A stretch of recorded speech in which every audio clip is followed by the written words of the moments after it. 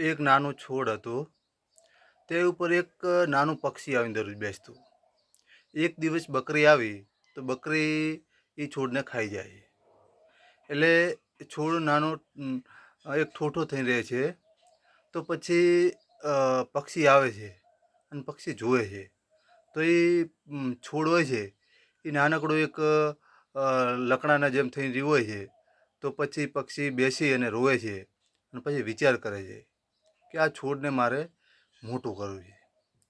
તો એ એક તળાવે જાય છે અને તળાવમાંથી ચાંચમાં પાણી ભરીને લાવે છે અને છોડને પાવે છે. દરરોજ આમ કરે છે. તો એ છોડ રડતું રડતું બોલે છે કે હે પક્ષી, તારી નાની સરખી ચાંચ અને આમાં કેટલું પાણી સમાય, એટલે તું છે એ પાણી ના પા અને મને હવે હું જીવી નહીં શકું.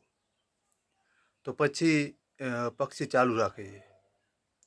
પછી પક્ષી બધા પક્ષીઓને ભેગા કરે છે, બધા પક્ષીઓને વાત કરે છે. તો બધા પક્ષીઓ એ છોડને પાણી પાવા તૈયાર થઈ જાય છે. તો પછી પક્ષી છે એ પક્ષી બધા પક્ષીઓ આવે છે અને પોતાની ચાંચમાં પાણી લઈને આવે છે અને એ છોડને પાવે છે. તો ઘણા બધા પક્ષીઓ હોય છે અને એ પક્ષીઓ પાણી પાવે છે એટલે એ છોડ સજીવન થઈ જાય છે અને એ ધીરે ધીરે ધીરે મોટું થવા લાગે છે. દરરોજ પાણી પાવે છે. પછી ચોમાસાની ઋતુ આવે છે અને ખૂબ વરસાદ વરસે છે એટલે છોડ છે એ મોટું થઈ જાય છે. અને પછી ઉનાળાની ઋતુ આવે એટલે ફરી પાછા પક્ષીઓ બધા ભેગા થઈ અને પાણી પાવે છે.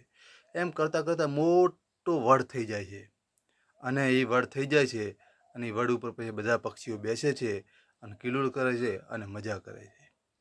એટલે કહેવાય છે, એવું કહેવાય છે કે આપણે કોઈને સાથ સહકાર આપીએ તો આપણને પણ એ સાથ સહકાર આપે.